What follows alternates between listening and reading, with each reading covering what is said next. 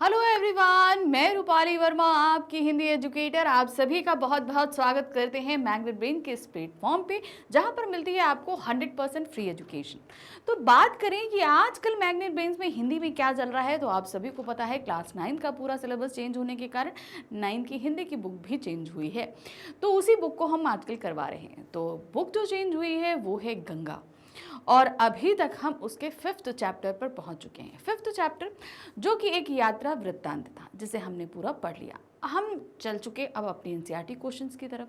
तो NCERT questions हमने कराए आपको 2 पार्ट में। पार्ट 1 हमने आपको करा दिया जिसमें कुछ क्वेश्चंस थे, और फिर हमने आपको आज हम लेकर आए हैं इसका पार्ट 2।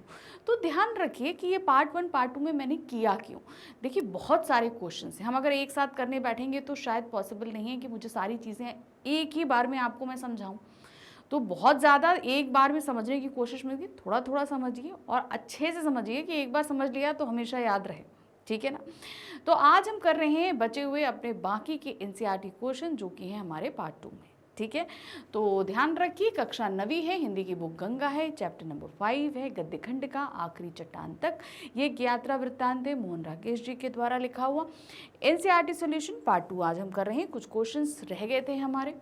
तो अगर हम बात करें अपना यहाँ पर जो है हमारा नेक्स्ट, वो क्या है, हस्तशिल्प कौशल, हैंडीक्राफ्ट जो प्रोडक्ट्स बनते हैं, ठीक है, हाथ से बनाए जाते हैं, बांस के हैं, मिट्टी के हैं, बहुत तरह की चीज़ें बनती हैं हाथ से, ठीक है। 2 स्थानीय नवयुवतियां उन्हें अपनी टोकरियों में इसे शंख मालाएं दिखला रही थी। अब वहाँ पर शंख बहुत आयत में है, तो वो शंख एकत्रित करके उनकी मालाएं बनाती थी। उपर्युक्त पंक्ति में स्थानीय नवयुवतियों द्वारा यात्रियों को दिखाए जाने वाली शंख मालाओं का उल्लेख है। यह भारतीय हस्तकला उद्योग के एक पारंपरिक रूप को दर्शाता है। यहाँ स्थानीय कारीगर घरेलू स्तर पर उत्पाद बनाते और बेचते हैं। शिक्षक की सहायता से हस्तकला और कुटीर उद्योग के विषय में जानकारी एकत्रित करिए, ठीक है। हस्तशिल्प जैसे कि मैंने बता दिया, हाथ से बने हुए जो चीज़ें होती, जैसे कि आप यहाँ पिक्चर्स में देख भी रहे हो, पॉटरी भी है आपके पास में। यहाँ पे बांस से बनी, बेत से बनी हुई या रस्सियों से बनी हुई कुछ प्रोडक्ट्स आपको यहाँ दिख भी रहे हैं, है ना। तो ये सारी चीज़ें हाथों से बनती हैं। चलिए देखते हैं। किसी भी स्थानीय शिल्पकार से बात करके निम्नलिखित बिंदुओं पर जानकारी संग्रहित कीजिए। यह कार्य 2-2 के जोड़े में कीजिए। अब एक तरीके से आपको ये एक्टिविटी दी गई है कि आपके आसपास अगर कोई स्थानीय कलाकार है तो आप अपने साथ अपने एक फ्रेंड को लेकर जाइए और वहाँ से ये सारी चीज़ें पता लगाइए। क्या है, शिल्प का नाम आपको सबसे पहले पता कराना है, जो भी शिल्पकार है ये कार्य कब से कर रहे हैं, इसका प्रशिक्षण कहाँ से लिया, शिल्प निर्माण में घर की महिलाओं की साझेदारी आपको बतानी है, प्रयुक्त सामग्री, तकनीक, लागत और विपणन, औपचारिक संस्थागत प्रशिक्षण। तो यानी कि इन सारी चीज़ों के बारे में आपको ये पता करना है। चलिए देखते हैं। सबसे पहले हमारी कक्षा आ में 2-2 के जोड़े में कार्य किया गया। मेरे जोड़े ने कानपुर उत्तर प्रदेश के निकट ग्राम पंडितपुरा के स्थानीय शिल्पकार श्री राम प्रसाद, जिनकी उम्र 52 साल है, से बातचीत की। वे बांस शिल्प यानी कि बांस की टोकरी, टोकरे, झोले, दीवार की सजावट और छोटे छोटे उपयोगी सामान बनाते हैं। आप लोग देखते होंगे बांस के बेत के सोफे भी आते हैं, झूले आते हैं, मोड़े आते हैं, टेबल्स भी आती हैं, और अब तो बेत के बेड वगैरह भी आते हैं। मतलब बेत के आप लैम्प शेड्स वगैरह देखेंगे, लैम्प देखेंगे, बहुत सारी चीज़ें बनती हैं बेत से, बनाते हैं। यह शिल्प कानपुर लखनऊ क्षेत्र में आम है और पर्यटकों तथा स्थानीय बाजार में बिकता है। नीचे उनके दिए गए उत्तर हैं। अब जो प्रश्न आपसे पहले पूछे गए थे उनके उत्तर, जैसे कि यहाँ पर शिल्प का नाम बांस शिल्प यानी कि बैम्बू क्राफ्ट जिसको हम बोलते हैं, मुख्यतः टोकरी, झोला, फूलदान, दीवार की सजावट की वस्तुएं और छोटे मोटे घरेलू सामान बनाए जाते हैं। यह कार्य कब से कर रहे हैं? पिछले 35 वर्षों से कर रहे हैं राम प्रसाद जी। बचपन से पिता दादा के साथ सीखा। 1990 के दशक में पूर्ण रूप से अपना पेशा बना लिया इसको। इसका प्रशिक्षण कहाँ से लिया उन्होंने? मुख्यतः घरेलू परंपरा यानी कि पिता से। अब चूंकि पीढ़ी दर पीढ़ी ये चीज़ आ रही है, तो अगर हमारे पिताजी कर रहे थे या दादाजी कर रहे थे तो उनके साथ बैठकर हमने भी सीख लिया, ऐसी बात हुई। तो क्या हुआ, बाद में 2015 में कानपुर में के कुटीर उद्योग प्रशिक्षण केंद्र यानी कि KVIC केंद्र में 15 दिन का निःशुल्क प्रशिक्षण भी लिया, जिसमें नई डिज़ाइन और बेहतर बुनाई की तकनीक सिखाई गई। तो एक परंपरागत तौर पे तो उन्होंने सीखा, लेकिन न्यू टेक्निक को भी उन्होंने प्रशिक्षण लिया, जो गवर्नमेंट की तरफ से वो प्रशिक्षण केंद्र लगाए गए थे। शिल्प निर्माण में घर की महिलाओं की सहभागिता बहुत अधिक है। पत्नी और 2 बेटियां बुनाई, रंगाई और छोटी छोटी सजावट का काम करती हैं। वे दिन में 4 से 5 घंटे काम करती हैं। इससे परिवार की आय दोगुनी हो गई है। नेक्स्ट है प्रयुक्त सामग्री, तकनीक, लागत और विपणन। ठीक है, क्या सामग्री लगती है? जैसे स्थानीय बांस, रामपुर कानपुर के क्षेत्र में आपको बांस कोठियाँ होती हैं, उनमें अलग अलग साइज़ के बांस निकाले जा सकते हैं, उनको चीरा जाता है और फिर उनका इस्तेमाल किया जाता है। प्राकृतिक रंग जैसे हल्दी और कचनार, तार और सीमेंट की छोटी पट्टियाँ ज़रूरत पड़ती हैं उनको बांधने के लिए। टेक्निक क्या है देखिए, हाथ से बुनाई है, मैनुअल बीडिंग की जाती है, यानी कि इसके लिए कोई मशीन नहीं होती है, आप हाथ से ही इसको बुनते हो, कोई मशीन नहीं है। नई डिज़ाइन के लिए मोबाइल से फ़ोटो देखकर नकल करते हैं। अगर नई डिज़ाइन चाहिए तो मोबाइल में तो आजकल बहुत सारी चीज़ें हैं, उसको देख लेते हैं। लागत, एक बड़ी टोकरी बनाने में 80 से 120 की सामग्री और समय लगता है। बिक्री 250 से 400। महीने में कुल आय 12,000 से 18,000 पूरा परिवार मिलके कर लेता है। विपणन क्या है? स्थानीय हाट। अब ये सारी चीज़ें बनाते हैं तो कहाँ बेचेंगे? स्थानीय हाट है, कानपुर का नवाबगंज बाजार है और कुछ पर्यटक दुकानों पर, कभी कभी ऑनलाइन यानी कि व्हाट्सएप पर भी बेचते हैं। तो इस तरीके से उनका ये सारी सामग्री बनती है। फिर आते हैं औपचारिक संस्थागत प्रशिक्षण, यानी कि एक पूरी तरीके से हम प्रशिक्षण कहाँ से लिया, किस संस्था से? हाँ, 2015 में KVIC खादी एवं ग्राम उद्योग आयोग के तहत प्रशिक्षण मिला। 2023 में एक बार फिर हस्तशिल्प विकास बोर्ड के कार्यक्रम में भाग लिया, जिसमें नई डिज़ाइन और बाजार से जुड़ने का प्रशिक्षण मिला है। ठीक है, चलिए नेक्स्ट आ जाते हैं। डिजिटल खरीदारी और ई वाणिज्य कुटीर उद्योगों को बढ़ावा देने में किस प्रकार उपयोगी है? अगर ये जो कुटीर उद्योग, यानी कुटीर का मतलब होता है, आप इसको समझो, जो लोग अपने घर में ही काम कर सकते हैं, छोटे छोटे उद्योग लगाते हैं। जैसे आप देखिए, अगरबत्ती वगैरह बनाना है, थैले बनाना है, कागज़ के लिफाफे हैं, डिस्पोजल्स आइटम्स हैं, ये सारी चीज़ों के लिए क्या होता है, घर में ही आप ये कर सकते हो, तो इनको कुटीर उद्योग कहा जाता है। इनके लिए आपको कोई अलग से प्लेस लेने की ज़रूरत नहीं होती। छोटे छोटे घरों में लोग अपने घरों में काम करते हैं। ठीक है, तो ये होते हैं कुटीर उद्योग। तो अब इस प्रकार के कुटीर उद्योग में डिजिटल खरीदारी और ई वाणिज्य, यानी कि एक तरीके से आजकल जो डिजिटाइजेशन हो गया है, उसके तहत इनको क्या फ़ायदा होता है? अब जाहिर सी बात है, हर चीज़ ऑनलाइन हो चुकी है, तो अब ऑनलाइन भी क्या ये अपना व्यापार कर सकते हैं? डिजिटल खरीदारी और ई वाणिज्य कुटीर उद्योग को बहुत बड़ा सहारा दे रहे हैं। इसके मुख्य लाभ निम्नलिखित है। पहला है बाजार का विस्तार। पहले शिल्पकार केवल स्थानीय हाट या दुकान तक सीमित थे, अब अमेजॉन, फ्लिपकार्ट, GM यानी कि गवर्नमेंट ई मार्केट प्लेस, इप्टी आदि सरकारी पोर्टल, handicraftnick.in के माध्यम से पूरे भारत और विदेश, अमेरिका, यूरोप तक उत्पाद पहुंचा रहे हैं। पहले क्या होता था, मान लीजिए कि अगर कोई व्यक्ति कानपुर में बना रहा है तो कानपुर के ही लोकल मार्केट्स में बेच पाता था।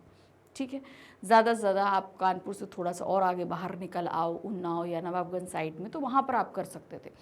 लेकिन अब क्या हुआ है, अब चूंकि जब हम ये डिजिटल की वजह से अब ये सारे प्रोडक्ट आप पूरे विश्व में कहीं पर भी भेज सकते हो, और इसके लिए बहुत सारे पोर्टल्स हैं कि नहीं?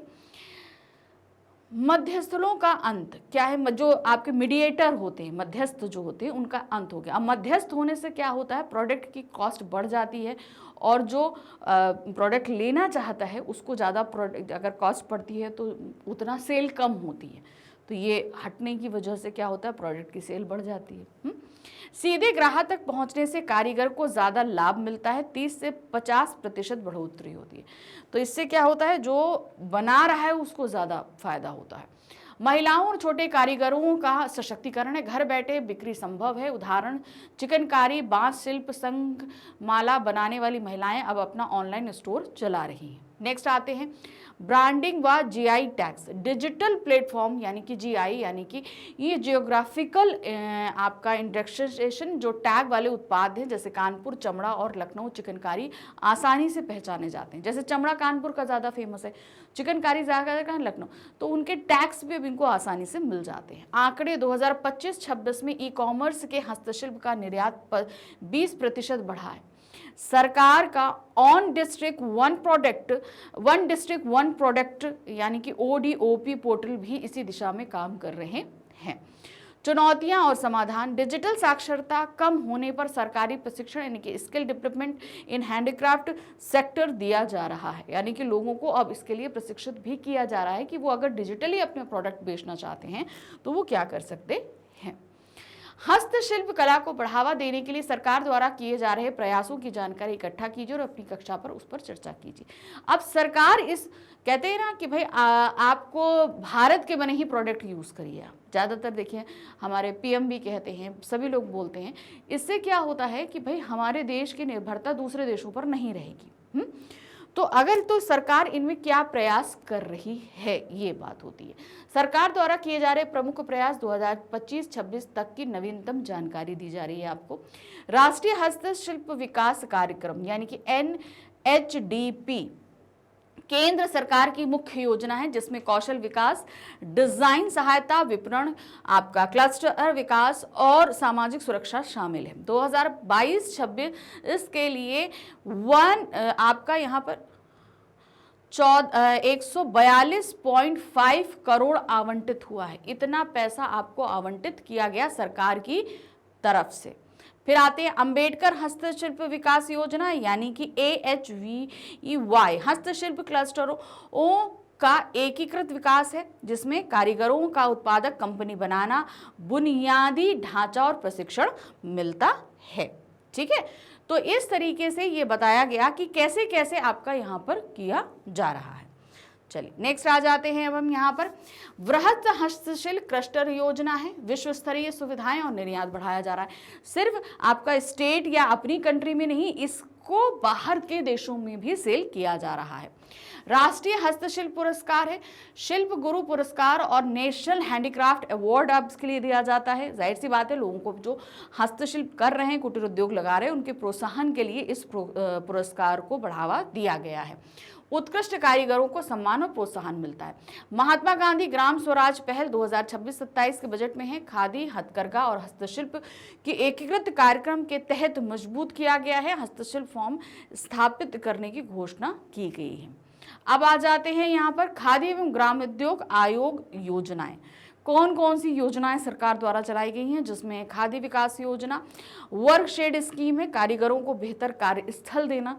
अब जैसे बहुत सारे लोग होते हैं उनके यहाँ नहीं, उनके पास में जगह है कि वो कहाँ काम करें, तो एक योजना ऐसी भी चलाई गई कि सरकार उनको काम करने के लिए जगहें उपलब्ध कराते हैं। मार्केटिंग सहायता और ICE यानी कि ब्याज सब्सिडी दी जा रही है। अगर लोन दिया जा रहा है तो ब्याज पर सब्सिडी दी जाती है। ई कॉमर्स और डिजिटल प्रचार है, यानी कि जेनमी पोर्टल, Amazon, साहिल, फ्लिपकार्ट आदि में विशेष सेल और ODOP यानी कि वन डिस्ट्रिक्ट वन चीज में आपको ये पोर्टल उपलब्ध कराया गया है।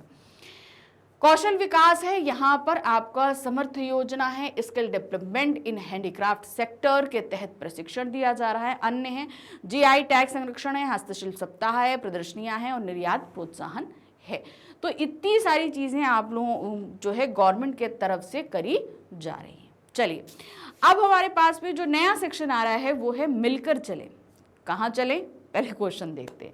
आपकी कक्षा में कुछ विशेष आवश्यकता वाले साथी भी होंगे जिन्हें अपने दैनिक जीवन में अनेक तरह की समस्याओं से जूझना पड़ता होगा। हो सकता है ऐसे आपकी क्लास में ऐसे बहुत सारे लोग हों। जैसे ऐसे साथी को अगर किसी यात्रा पर जाना हो तो उसके समक्ष किस प्रकार की चुनौतियां आ सकती हैं। ठीक है, अगर मान लीजिए कि कोई व्यक्ति को शारीरिक विकलांगता है या कुछ है, अगर वो व्यक्ति कहीं घूमने जाए तो उसको कैसी कैसी परेशानियां आएंगी। चलिए देखते हैं।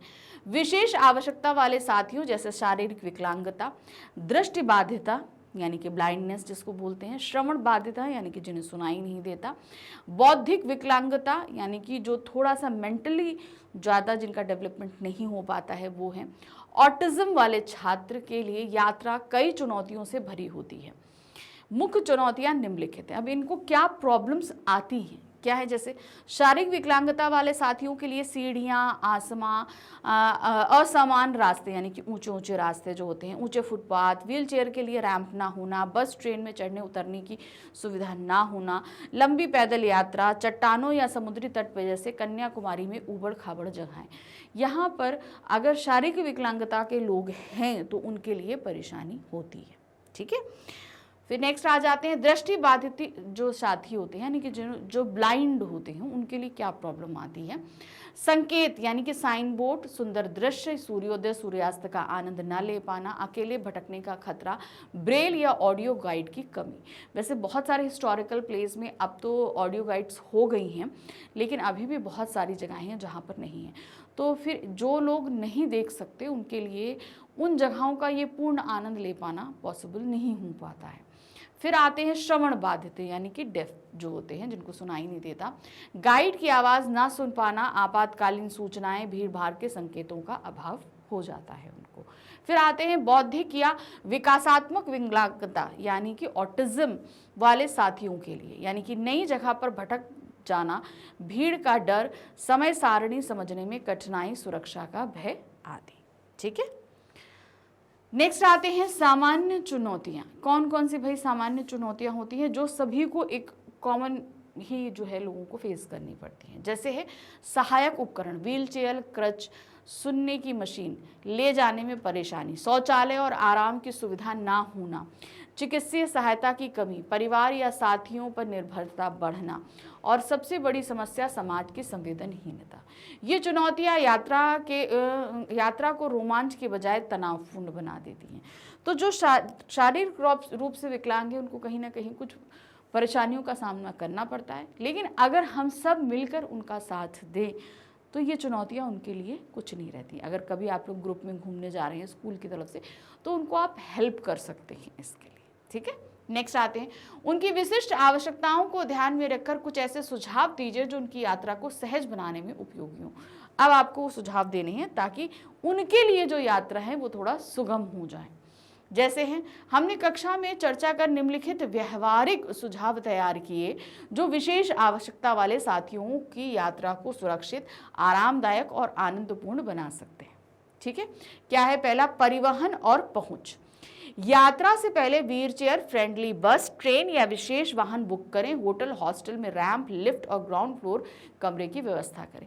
अरे भाई ऊपर तक नहीं जा सकते तो व्यवस्था कीजिए जो बुकिंग हो रही है वो ग्राउंड फ्लोर पे हो, वहाँ रैंप्स बने हों, ऐसी बसेस हों जहाँ पर इन सभी की व्हील चेयर जा सके, वो आसानी से कर सके। फिर नेक्स्ट आते हैं सहायक उपकरण। दृष्टिबाधित साथियों के लिए Braille map, audio guide app जैसे कि सीइंग आईज जीपीएस। तो ऐसे अब आप मोबाइल फ़ोन में भी हो गया है कि हर जगह की ऑडियो गाइड अवेलेबल हो जाती है। ठीक है, और वॉइस असिस्टेंट, श्रवण बाधित साथियों के लिए साइन लैंग्वेज इंटरप्रेटर या रियल टाइम कैप्शन ऐप हो। ठीक है, या तो ऐसा ऐप डाउनलोड कर लीजिए, नहीं तो एक ऐसा इंटरप्रेटर रखें जो साइन लैंग्वेज के थ्रू उन्हें हर चीज़ समझा सके। ठीक है, फिर आते हैं योजना बनाना। यात्रा को 15-20 दिन पहले पूरी सूचना, समय, दूरी, सुविधाएं लिखित ऑडियो फॉर्म में दें। छोटे छोटे समूह बनाकर यात्रा करें। फिर आते हैं साथी और सहायता। हर विशेष आवश्यकता वाले साथी के साथ एक स्वयंसेवी साथी रखें। आपातकालीन चिकित्सा किट और फ़ोन नंबर तैयार रखें। पर्यटन स्थल पर कन्याकुमारी जैसे स्थानों पर पहले से संपर्क कर व्हीलचेयर, रैंप, विशेष नाव या गाइड की व्यवस्था करें। थकान कम करने के लिए ज़्यादा आराम का समय रखें, क्योंकि भाई जो ऐसे शारीरिक रूप से जिनको प्रॉब्लम होती है उनका शरीर उतनी जल्दी थकता भी है, तो आराम भी उन्हें उतना ही करना पड़ता है, क्योंकि भाई उन्हें हमसे कहीं ज़्यादा एफर्ट्स लगाने पड़ते हैं, चाहे मेंटली हो चाहे फिजिकली हो। तो जाहिर सी बात है जब वो हमसे ज़्यादा एफर्ट लगा रहे हैं तो उनका शरीर हमसे ज़्यादा थकेगा भी। भाई हमें हाथ चलाने, मुंह कराने में ज़्यादा हमें एफर्ट्स नहीं लगाने पड़ते, क्योंकि हम लेकिन उनको क्या है, उनका एक शरीर में अंग में अगर प्रॉब्लम है तो उन्हें हमसे ज़्यादा एफर्ट्स लगाने पड़ते हैं। तो इसलिए उनको उतना स्ट्रेस फ्री करने के लिए उनको उतना आराम करना ज़रूरी होता है। फिर आते हैं भावनात्मक सहयोग। यात्रा को सभी के लिए बनाएं, कोई पीछे ना छूटे। संवेदनशीलता बढ़ाने के लिए कक्षा में पहले से ही रोल प्ले अभ्यास कर सकते हैं। ठीक है, तो जैसे अगर आपके साथ ऐसा कोई व्यक्ति है, कोई स्टूडेंट है, तो आप एक उसको एक्ट कर सकते हैं कि उसे आप किस तरीके से जो है हेल्प करेंगे। फिर आते हैं सरकारी मदद। आपका RPWD एक्ट 2016 के तहत उपलब्ध सुविधाओं जैसे कि दिव्यांग प्रमाण पत्र पर रियायत का उपयोग कर सकते हैं। ये सुझाव लागू करने से यात्रा केवल जाना नहीं बल्कि साथ मिलकर आनंद लेना बन जाएगी, यानी कि वो लोग भी काफ़ी अच्छे से उसे एंजॉय कर पाएंगे। नेक्स्ट आते हैं अपने द्वारा किए गए सुझावों पर विद्यालय के विशेष शिक्षा शिक्षक के साथ चर्चा कीजिए और समझिए कि आपके द्वारा सुझाए गए उपाय कितने प्रभावी हैं तथा उनमें और क्या बदलाव किया जा सकता है। आपने सुझाव तो दे दिए, लेकिन जो लोग इन ऐसे विशेष बच्चों को पढ़ाते हैं उन्हें उनकी परेशानियों का ज़्यादा अंदाज़ा होता है, तो उनके साथ आप डिस्कशन कीजिए और देखिए कि आप और क्या सुधार कर सकते हैं। हमने अपनी कक्षा में विशेष शिक्षा शिक्षिका श्रीमती रीता मिश्रा जी से इन सुझावों पर विस्तार में चर्चा की। उन्होंने हमारे सुझावों को अच्छा और व्यवहारिक बताया, लेकिन कुछ महत्वपूर्ण बदलाव भी सुझाए, जैसे कि प्रभावी पहलू क्या है। व्हीलचेयर फ्रेंडली परिवहन और पहले से योजना बनाना बहुत उपयोगी है। ऑडियो गाइड और साइन लैंग्वेज इंटरप्रेटर सही दिशा में है। साथ ही छात्र की मदद का विचार अच्छा है। ठीक है, अब सुझाव गए जो बदलाव उन्होंने सुझाए। भाई ये तो सराहना करी कि आपने जो किया है वो बहुत अच्छा है, लेकिन किन जगहों पर आप बदलाव कर सकते हैं। जैसे यहाँ पर है व्यक्तिगत आवश्यकता का ध्यान। हर साथी की विकलांगता अलग होती है, इसलिए सामान्य सुझाव की जगह व्यक्तिगत यात्रा इंडिविजुअल ट्रैवल प्लान बनानी चाहिए, यानी कि ग्रुप में नहीं, आप उनको ध्यान में रख के प्लान करिए। बजट और संसाधन। स्कूल स्तर पर बजट की कमी हो सकती है, इसलिए स्थानीय एनजीओ या दिव्यांग कल्याण विभाग से मदद लेनी चाहिए। प्रशिक्षण। शिक्षक जी ने कहा कि कक्षा के सभी छात्रों को संवेदनशीलता प्रशिक्षण यानी कि सेंसिटिविटी वर्कशॉप देना चाहिए। ऐसी वर्कशॉप से क्या होगा कि आप उन लोगों के साथ अच्छे से उनकी बातों को समझ पाएंगे और उनकी मदद कर पाएंगे। नया सुझाव। यात्रा से पहले मॉक ड्रिल अभ्यास यात्रा करनी चाहिए ताकि वास्तविक यात्रा में समस्या ना आए। कानूनी सहायता। आरपीडब्ल्यूडी एक्ट के तहत सुलभ पर्यटन स्थलों की सूची बनाने से पहले तैयार करनी चाहिए। ठीक है, जो जगह पर ये लोग आसानी से जा सकते हैं। शिक्षिका जी ने कहा कि हमारे सुझाव 70% प्रभावी हैं, बाकी 30% में व्यक्तिगत और संस्थागत सहायता जोड़ने से 100% सफलता मिलेगी। हमने उनके सुझावों को अपनी सूची में शामिल कर लिया है। ठीक है, नेक्स्ट क्वेश्चन आ जाते हैं। प्राप्त सुझावों के विषय में कक्षा में विशेष आवश्यकता वाले साथियों से भी चर्चा कीजिए और उनकी राय जानने का प्रयास कीजिए। भाई जो सुझाव प्राप्त हुए हैं इसमें जिन लोगों को प्रॉब्लम है उनसे आप बात करिए। ठीक है, जैसे यहाँ पर दिया गया है। हमने कक्षा के 3 विशेष आवश्यकता वाले साथियों राहुल शारीरिक विकलांगता, प्रिया दृष्टिबाधिता और आर्यन हल्की बौद्धिक विकलांगता से अलग अलग और समूह में चर्चा की। उनकी राय निम्नलिखित रही। पहले राहुल से बात करी जो व्हीलचेयर यूजर है। रैंप और लिफ्ट की बात बहुत अच्छी लगी, लेकिन कन्याकुमारी जैसे समुद्री तट पर व्हीलचेयर के पहिए रेत में धंस जाते हैं, इसलिए विशेष मैट या ट्रैक की व्यवस्था करनी पड़ेगी भाई, क्योंकि जाहिर सी बात है नहीं चल पाएगा उस पर। फिर आते हैं प्रिया जो कि दृष्टिबाधित हैं, जिन्हें दिखाई नहीं देता।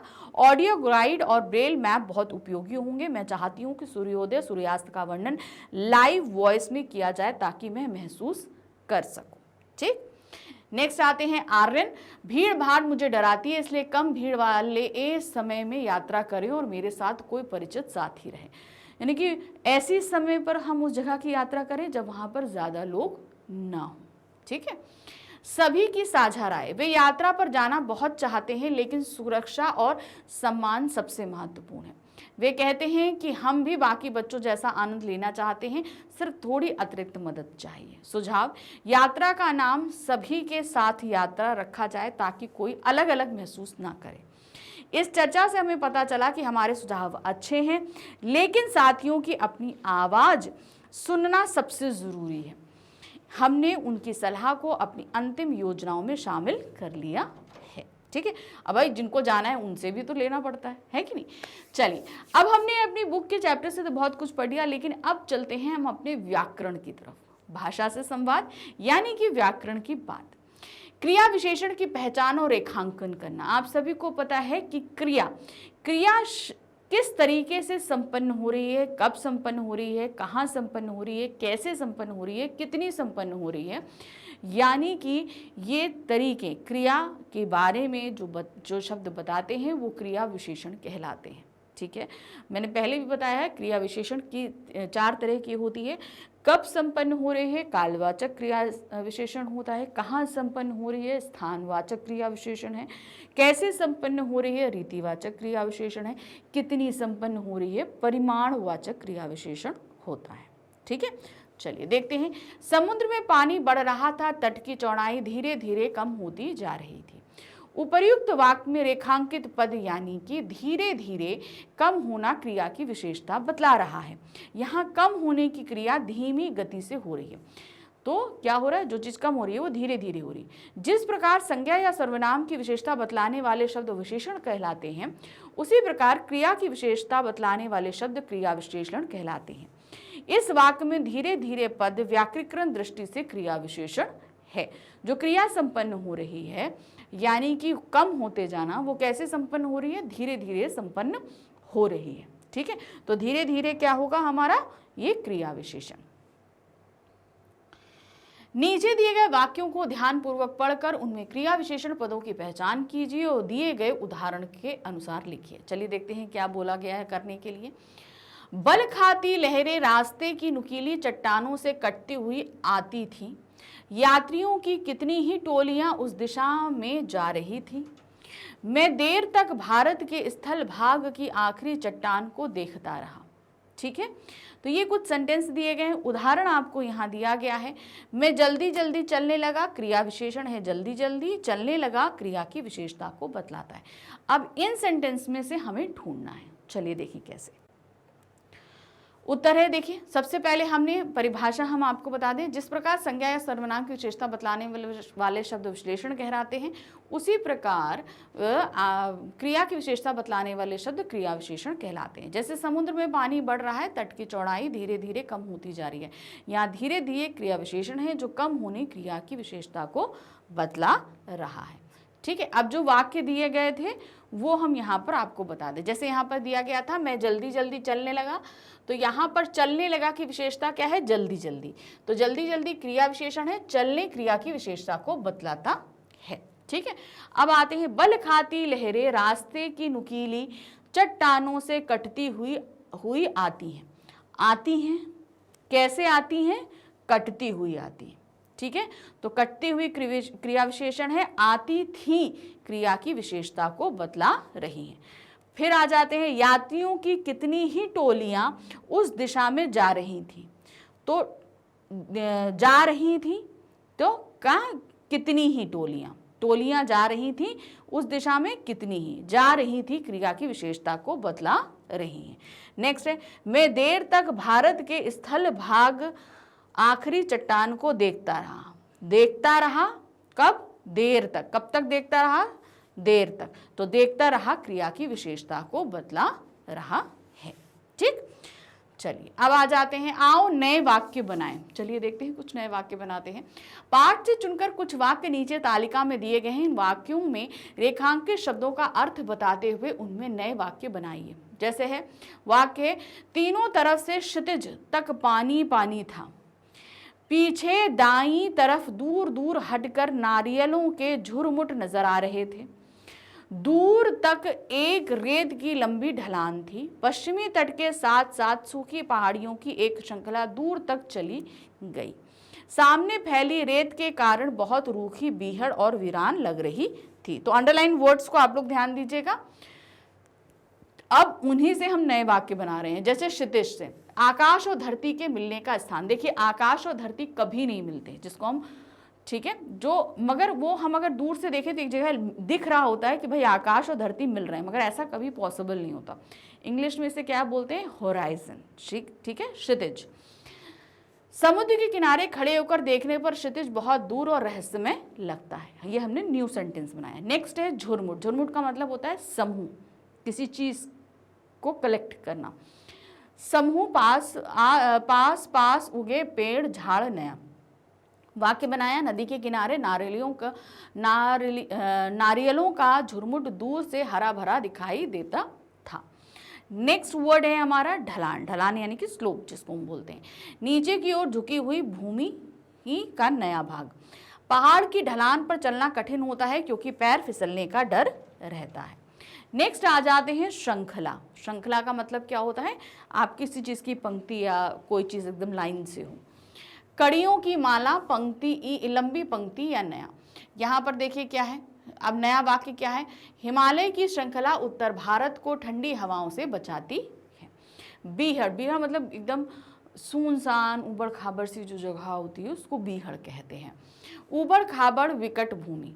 नया वाक्य क्या है आपका? चंबल के बीहड़ों में कभी डाकुओं का राज हुआ करता था। कभी हुआ करता था, अब तो भाई वहां पर नहीं बचे हैं। ठीक है, तो इस तरीके से कुछ बचे हुए एनसीईआरटी क्वेश्चंस थे जिन्हें हमने आज कंप्लीट करा दिया। तो इस चैप्टर में अभी तक हमने एक्सप्लेनेशन और एनसीईआरटी क्वेश्चंस तो कर लिए, लेकिन अभी हमारे बाकी हैं एमसीक्यूज और वन शॉट रिवीजन। तो उसके लिए भी अभी आपको आगे वीडियोस मिलेंगे। तो मिलते हैं आगे। Thank you for watching, bye bye.